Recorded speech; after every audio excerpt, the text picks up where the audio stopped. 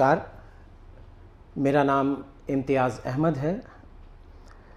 मैं राष्ट्रीय नाट्य विद्यालय 2004 बैच का स्नातक हूँ और नाटकों की इस कड़ी में आज हम जिस नाटक के बारे में बात करने जा रहे हैं उस नाटक का नाम है यहूदी की लड़की। नाटक के बारे में हम जानेंगे उससे पहले एक मुख्तसर तौर पे कुछ चंद लाइंस में हम ये जानें कि जिस नाटक के बारे में हम बात करने जा रहे हैं उसकी शैली क्या है, वो कहाँ से आता है।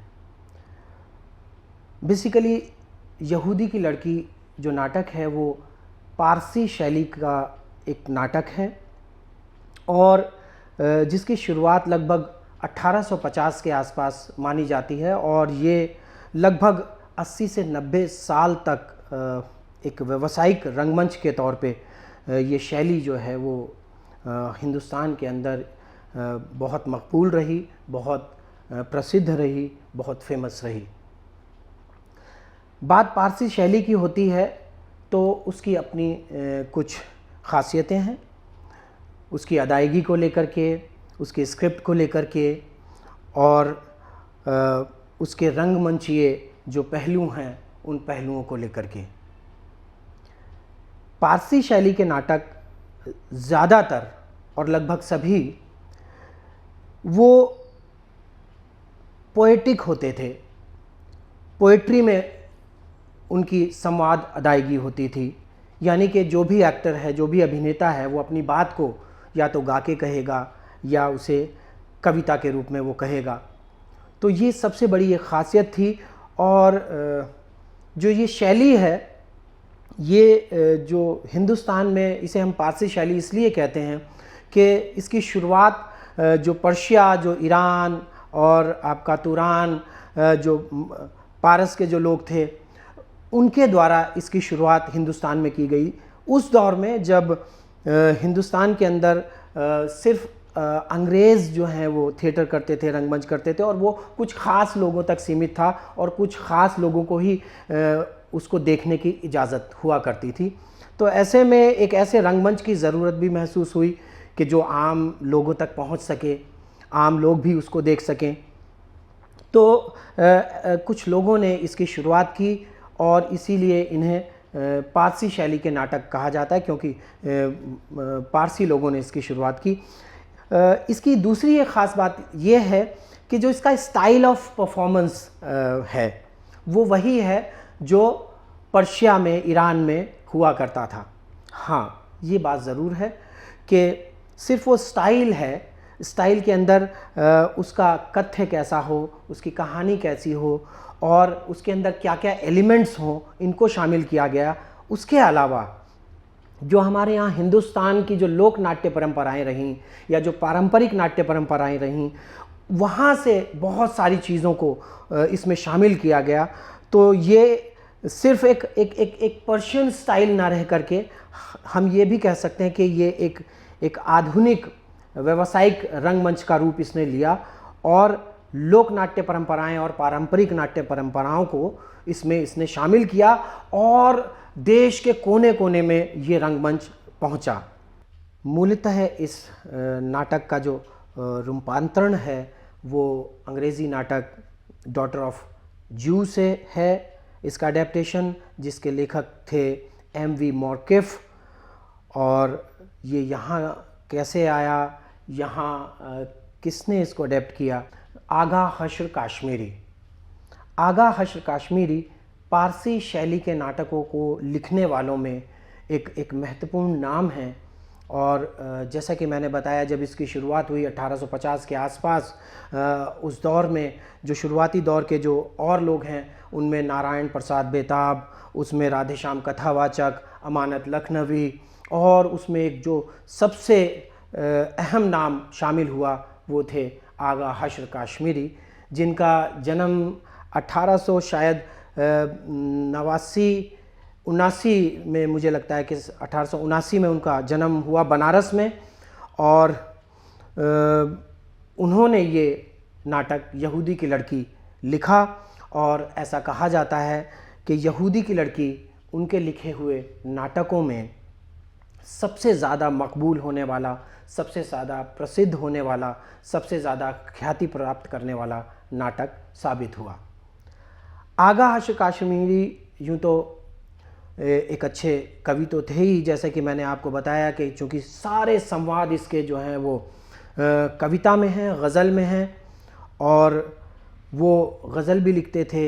उन्होंने कालांतर में आगे जाकर के उन्होंने फ़िल्म भी लिखी, और यहूदी की लड़की जो नाटक है उन्होंने 1913 में इस नाटक को लिखा, और एल्फ्रेड, जहाँ तक मुझे याद है, एल्फ्रेड थिएट्रिकल कंपनी मुंबई में जब वो थे, और 1897 में मेरे ख्याल से उन्होंने ज्वाइन की थी वो कंपनी, और शायद उसी में रहते हुए 1913 में इस नाटक को लिखा, और शायद 1913 या 14 के आसपास इस नाटक का जब मंचन हुआ तो एक नई ख्याति प्राप्त की आगा हाशिर काश्मीरी ने।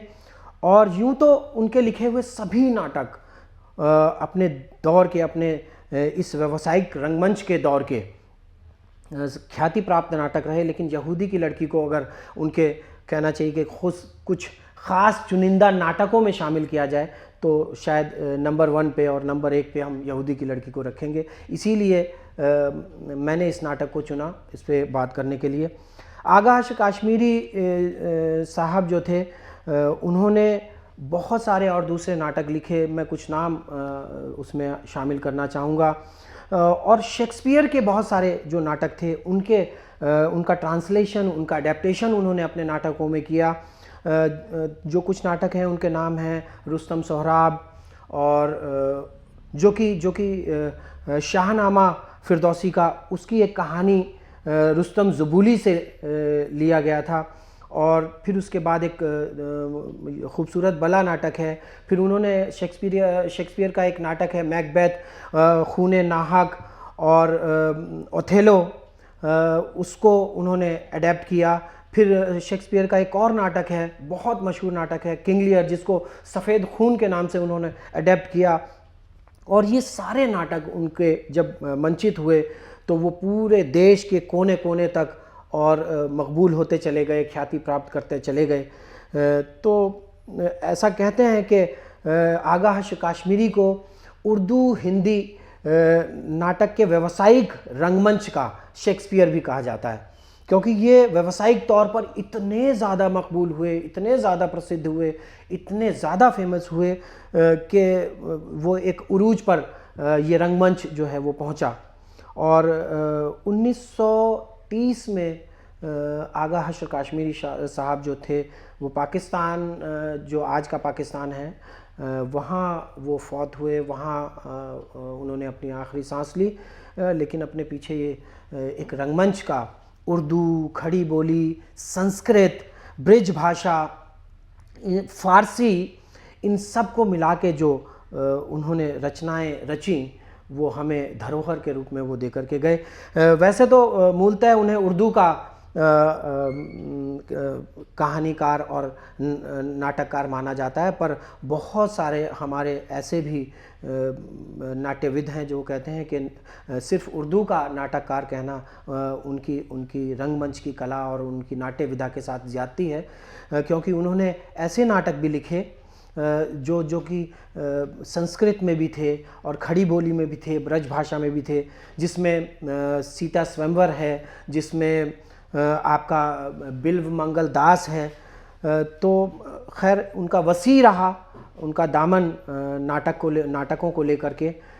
तो ये एक छोटा सा मुख्तसर सा ये उनका एक परिचय था आगा हाशिर काश्मीरी साहब का। उनको सलाम। और आगे हम बात करेंगे नाटक के कहानी और उसके पात्रों के बारे में। अब हम बात करते हैं इसकी कहानी के बारे में। तो जैसे कि मैंने आपको बताया कि ये कहानी, ये जो नाटक है इसका नाम है यहूदी की लड़की।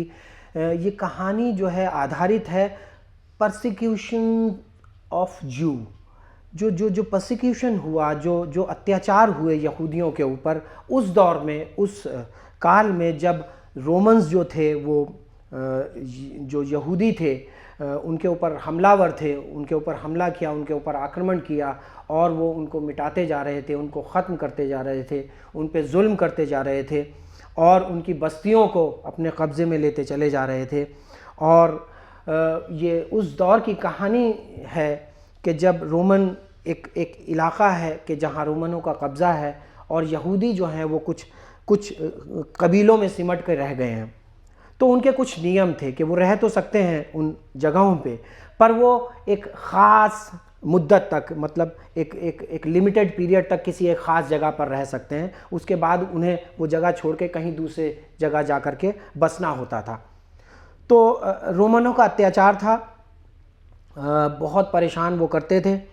तो कहानी ये है कि अज़रा इसके अंदर एक कैरेक्टर है, एक रोमन, एक कहना चाहिए कि एक धार्मिक गुरु है जिसका नाम है ब्रूटस।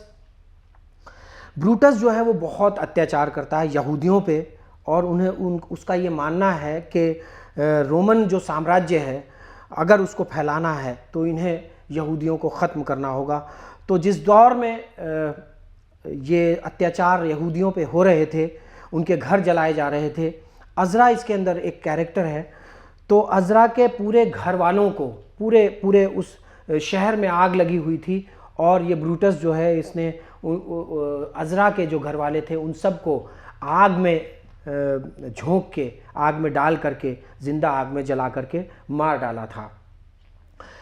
उसमें अज़रा की एक छोटी सी मासूम सी 6 महीने की बच्ची भी होती है जिसको इसने जलते हुए तंदूर में फेंक दिया था ब्रूटस ने, और वो जल के उसमें मर जाती है। अब उसी भागा दौड़ी में जब ये सब चल रहा है, ब्रूटस की अपनी एक बेटी होती है जिसका नाम राहील है स्क्रिप्ट के हिसाब से। वो भी उससे बिछड़ जाती है और वो बिछड़ जाती है और वो अज़रा को मिल जाती है। अज़रा, उसके पूरा परिवार, उसका पूरा घर नेस्त नाबूद हो चुका है, ख़त्म हो चुका है, जो कि वो चाहता है कि मैं इसको ख़त्म कर दूं, इसको मार दूं और अपना बदला ले लूं। लेकिन चूँकि उसके अंदर मानवता है, उसके अंदर इंसानियत ज़िंदा है, तो वो उसको पाल करके बड़ा करता है। कहानी शुरू होती है कि जब राहील 16 साल की हो चुकी है। अब राहील 16 साल की हो चुकी है और रोमन साम्राज्य है और ये कबीलों में रहती है। अज़रा को वो अपना बाप समझती है। रोमन एक शहज़ादा है जिसका नाम है मार्कस। मार्कस किसी काम से उनके कबीले में आता है और राहील को देखता है और उससे प्यार हो जाता है। लेकिन वो इस बात को जानता है कि अगर राहील को ये बात पता चली कि वो रोमन है तो वो कभी उसे स्वीकार नहीं करेगी।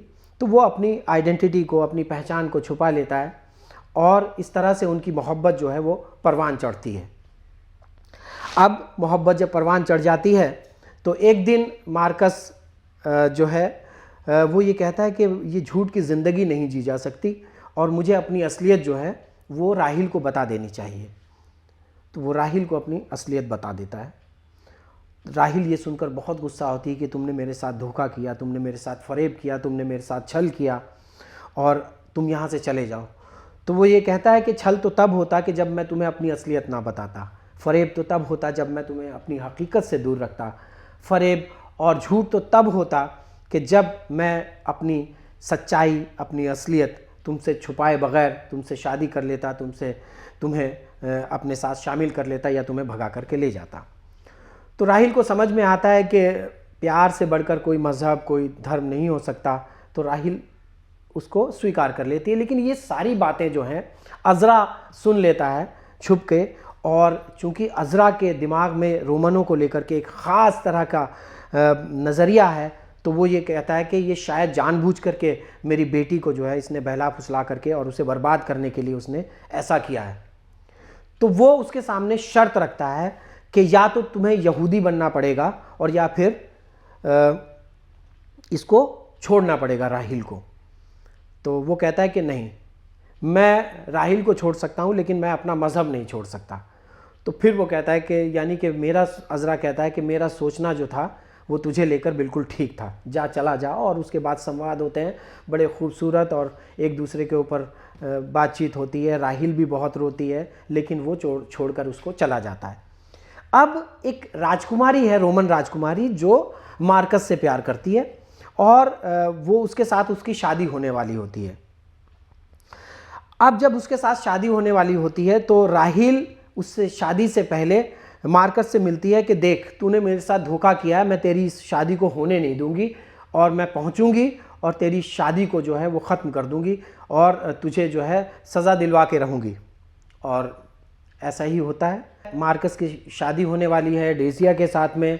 बादशाह जो मार्कस का बाप है बहुत खुश है, ब्रूटस बहुत खुश है और दरबार के सारे लोग बहुत खुश हैं। और जैसे ही वो एक दूसरे का हाथ पकड़ने वाले होते हैं, एक दूसरे से शादी करने वाले होते हैं, राहिल वहाँ पहुँच जाती है और जाकर के फरियाद करती है बादशाह से कि अगर तू सच्चा एक रोमन बादशाह है तो तू मेरी फरियाद सुन। तेरे जो बेटा है इसने मुझे धोखा दिया है, अपने प्यार के जाल में फंसाया है और मुझे इस्तेमाल किया है इसने, मेरा इंसाफ कर। बादशाह उससे पूछता है कि क्या ये सच कह रही है? तो वो कहता है कि हाँ, ये सच कह रही है और लेकिन अब मैं इसे नहीं चाहता। ब्रूटस जो है वो उसी दरबार में होता है और वो चूंकि इंतहाई नफ़रत करता है यहूदियों से, तो वो बादशाह से कहता है कि नहीं, आप इसकी बात में मत आइए और ये यहूदी हैं, इनका यकीन नहीं करना चाहिए और ये झूठ बोलते हैं और ये इस शादी में खलल डालना चाहते हैं, इसको रोकना चाहते हैं और इसको सज़ा दीजिए। तो बादशाह कहता है कि तू फिर सोच ले। राहिल से कहता है कि तू फिर सोच ले। राहिल सोचती है और वो कहती है, उसे ये ख्याल आता है कि मैंने ऐसा क्या प्यार किया और मैं अपने हाथ से ही और अपने प्यार को ख़त्म कर लूँगी। तो वो झूठ बोल देती है कि मैंने जो कुछ भी कहा वो झूठ था। बादशाह कहता है तूने झूठ बोला तो अब मैं तुझे सज़ाए मौत देता हूँ और उसे वो क़ैद करा लेता है और कहते हैं कि फ़लाँ दिन इसका फ़ैसला होगा। ये शादी जो है रुक जाती है और उस फैसले के होने तक। अब अज़रा को ये बात पता चलती है और वो दरबार में पहुंचता है और दरबार में पहुंचता है, बादशाह से कहता है कि मैं अपनी बेटी से मिलना चाहता हूं और वो बेटी से मिलता है। ब्रूटस भी वहां पहुंचता है और ब्रूटस वो कहता है उससे कि देख, अगर तू अपने इसी बात पे कायम रहेगी और तू पीछे हट जाएगी तो मैं तेरा ये जो सज़ाए मौत है ये माफ़ कर दूँगा और लेकिन तू यहाँ से चली जा। तो अज़रा कहता है कि तू क्या माफ़ करेगा और मेरी बेटी ने जो किया वो सही किया और अब जो है वो सच्चाई जो है वो ये वहाँ जाकर के कहेगी और अब तू शहज़ादा मार्कस को मरते हुए देखेगा। और इस तरह से वहाँ उनकी कहा सुनी होती है और फिर वो ब्रूटस जो है वो ये कहता है कि मैं अभी इसी वक्त जो है वो राहिल को ज़िंदा आग में जलाने की इजाज़त देता हूँ, मतलब हुक्म देता हूँ। तो अज़रा को जब ये लगता है कि अब वो उसको ज़िंदा आग में जलवा देगा तो उससे कहता है कि तू रुक, मैं तुझसे कुछ बात बताना चाहता हूँ। तो वो कहता है कि बता। तो वो कहता है कि पर मुझे ये यकीन दिला, ये कसम खा कि जो बात मैं तुझे बताने जा रहा हूँ उसके बावजूद भी तू इसको ज़िंदा आग में जलाएगा। तो वो कहता है ठीक है, मैं कसम खाता हूँ। तो वो बताता है कि जिसको तू ज़िंदा आग में जलाने जा रहा है वो मेरी नहीं, वो तेरी बेटी है। तो वो शॉक्ड रह जाता है, उसे यकीन नहीं होता कि क्या कह रहा है तू। वो कहता है कि हाँ, मैं तुझे याद दिलाता हूँ 16 बरस पहले का वाक़या याद दिलाता हूँ कि जब तमाम रोम आग से जल रहा था और यहूदियों के घर जलाए जा रहे थे, तेरी भी बेटी थी एक, मेरी एक बेटी थी 6 महीने की जिसे तूने ज़िंदा आग में जला दिया था। उसी में तेरी एक बेटी भी बिछड़ गई थी जिसको चाहता तो मैं ज़िंदा आग में जला सकता था, लेकिन मैंने उसको पाला और उसे पाल करके यहूदी नहीं रोमन की तरह पाला और उसे पाल पोस के बड़ा किया, जिसको अब तू ज़िंदा जलाने जा रहा है। तो वो उसका दिल जो है वो बदल जाता है, पसीज जाता है। वो कहता नहीं, मैं तो नहीं अब जलाऊंगा और मुझे माफ़ कर दे। वो कहता नहीं, तूने कसम खाई थी। तो वो बहुत उसके सामने गिड़गिड़ाता है, अपनी गुनाहों की गलती की माफ़ी मांगता है और फिर उसके बाद इस तरह से वो उनको माफ़ कर देता है। राहिल को जब पता चलता है कि वो मेरे बाप हैं तो वो ब्रूटस ये कहता है कि नहीं, ये मेरी बेटी ज़रूर है लेकिन ये तुम्हारे साथ ही रहेगी, तुमने ही इसको पाला है।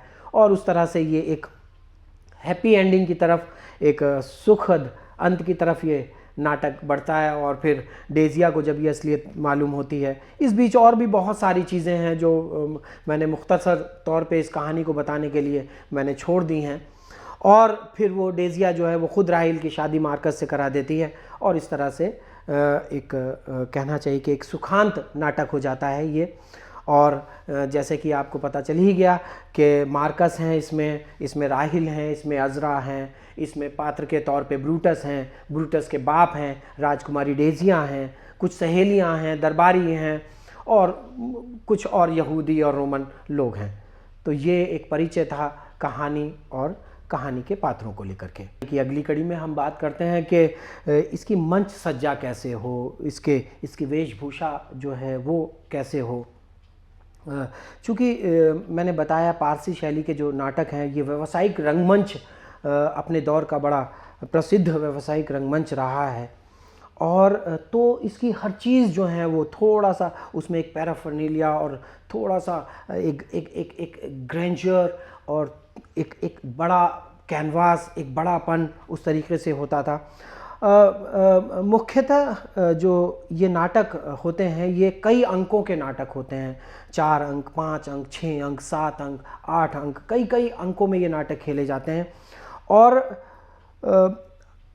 जब दृश्य चेंज होता है तो उस दृश्य को चेंज करने के लिए उस दौर के अंदर कि जब इनकी शुरुआत हुई थी तो हमारे पास इस तरह की प्रकाश परिकल्पना नहीं थी, हमारे लाइटिंग इंस्ट्रूमेंट्स नहीं थे, हमारे पास और डिवाइसेस नहीं थी, हमारे पास और चीज़ें मुहैया नहीं थी, चीज़ें हमारे पास नहीं थी।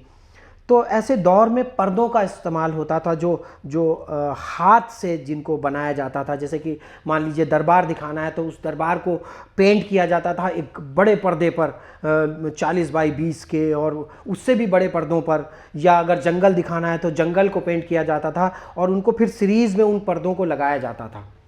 तो जैसे ही दृश्य बदलते थे वो पर्दा बदलता था और दूसरा पर्दा उसके सामने आ जाया करता था। तो 10-10 पर्दे और शायद उससे भी ज़्यादा पर्दों का इस्तेमाल इसमें होता था। उसके अलावा और भी बहुत सारी चीज़ें, कहीं जैसे उड़ के आना है तो उसके लिए बहुत सारी वो उस दौर की चीज़ों को वो इस्तेमाल करते थे।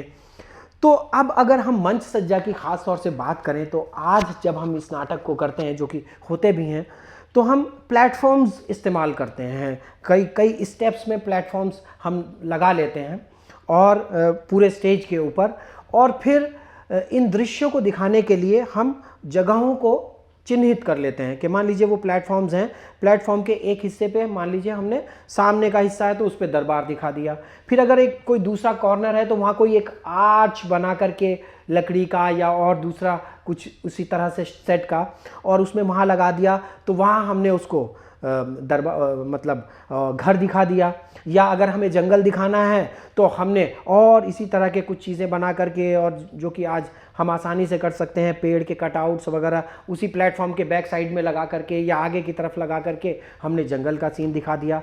या हम साइक का इस्तेमाल कर सकते हैं, जो साइक्लोरामा होता है उस पर हम लाइट से हम बहुत सारी चीज़ें दिखा सकते हैं, चांद दिखा सकते हैं, सूरज दिखा सकते हैं, जंगल दिखा सकते हैं, घोड़ा दिखा सकते हैं, जानवर दिखा सकते हैं, बहुत सारी चीज़ें।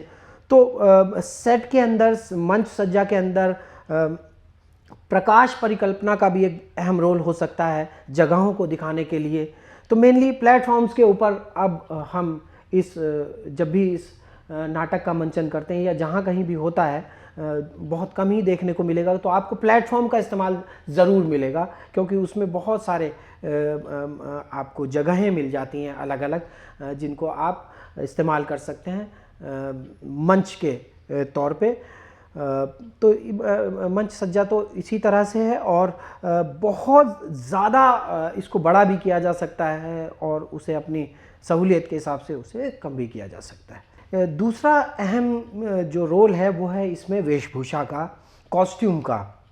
कॉस्ट्यूम बहुत ज़बरदस्त पैराफर्नेलिया होता है कॉस्ट्यूम के अंदर कॉस्ट्यूम की अगर हम बात करें, अगर हम यहूदी की लड़की की बात करें तो जाहिर सी बात है, अगर हम रोमन साम्राज्य की बात करते हैं और उस दौर की बात करते हैं तो हम उसी तरह के कॉस्ट्यूम्स को बनाने की कोशिश करते हैं जो कि बनाए जाते हैं। और जब मैंने किया तो मैंने भी बनाया, यहूदियों की कॉस्ट्यूम कैसे हुई उसको भी बनाया, तो वो एक अलग रूप देते हैं इस पूरी प्रस्तुति को। और जो कि आपको अगर मान लीजिए कि अगर आपको ये वेशभूषा करनी है या ये कॉस्ट्यूम करनी है तो गूगल पे या और दूसरी किताबों में आपको बहुत सारी चीज़ें जो हैं वो मिल जाएंगी उस तौर पे कि जहां आप उनसे मदद ले सकें, हेल्प ले सकें। तो ये रही वेशभूषा की बात। चाहे फिर वो उनकी चप्पलें हों, रोमन्स कैसी चप्पल पहना करते थे, यहूदी तो नंगे पैर ही रहते थे, है ना, वो एक लबादा सा पहन लिया करते थे, बस खाली यहाँ पे कुछ बांध लिया करते थे, एक पट्टा सा, या सिर पे कुछ एक ऐसी पट्टी सी बांध लिया करते थे। तो ये सारी चीज़ें जो है वो उनकी वेशभूषा में शामिल थी। देखिए फिल्में तक बनी हैं यहूदी की लड़की, और ये पारसी नाटकों का राजा इस नाटक को कहा जाता है। और नेशनल स्कूल ऑफ ड्रामा, उसकी रेपर्टरी कंपनी में इसका लगातार मंचन होता है, सीन वर्क होते रहते हैं, और हमने भी किया सीन वर्क, और किताब के रूप में बुक भी इसकी पब्लिश्ड है। वाणी शायद प्रकाशन होगा इसका, मुझे प्रकाशन का नाम नहीं पता, लेकिन आप अगर सर्च करेंगे तो यहूदी की लड़की के नाम से ये बुक भी आपको मिल जाएगी। और बेहतर तरीके से आप उस बुक को अगर आप लेंगे और उसके बारे में पढ़ेंगे तो और बेहतर तरीके से आप समझ पाएंगे।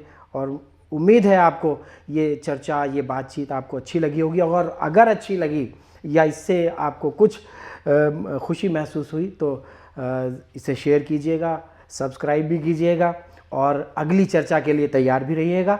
फिर मुलाकात होगी। नमस्कार।